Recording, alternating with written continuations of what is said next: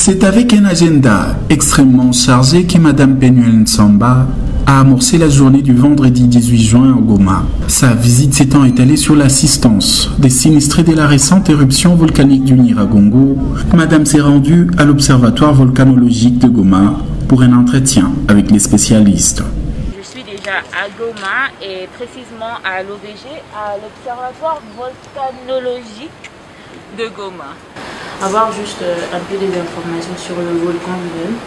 Et en fait, moi je me suis dit que le meilleur endroit d'avoir ces genres d'informations, c'est chez vous. Donc, si vous pouvez nous parler un peu du travail que vous faites et nous donner un peu de petites informations que nous ne pourrions peut-être pas avoir sur Google et tout.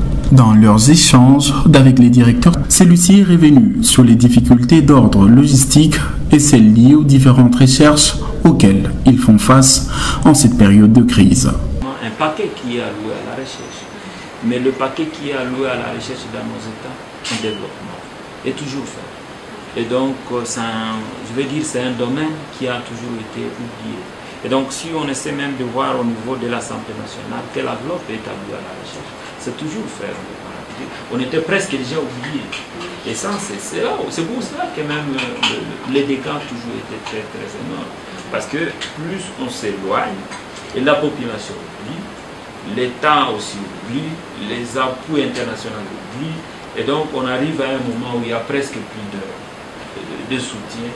Satisfaite, Madame Penuel Nsamba prend pour direction l'hôpital de Keshiro. Ici, à cœur joie, elle s'exempte de la prise des images pour la protection de la dignité des victimes logées dans cette structure sanitaire.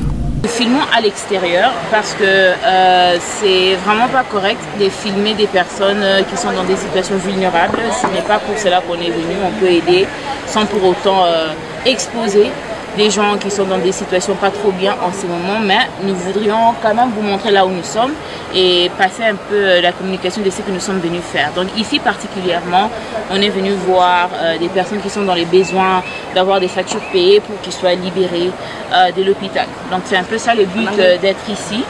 Et nous sommes venus dans le cadre de SOS Goma, la cagnotte qui a été créée pour essayer un peu d'alléger un peu la charge pour aider les sinistrés qui ont été affectés par le volcan.